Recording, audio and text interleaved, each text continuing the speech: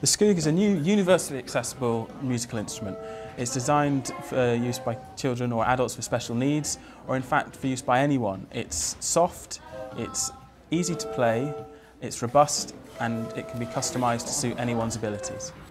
The Skoog helps children with special needs by allowing them to get involved in making music themselves. It's an instrument that they can play and they can take ownership of and start creating their own sounds and music.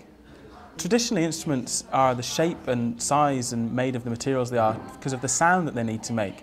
If you want something to sound like a plucked string, you need a string and it needs to be under tension. Whereas with the Skoog, because it's a mixture of software and a sensor, then the computer can handle making the sound, and so we can design an object that's designed to be touched and designed to be played with. In developing the Skoog and actually working with kids in the schools and in the classroom, it's really helped us make the Skoog something that's usable by the children themselves.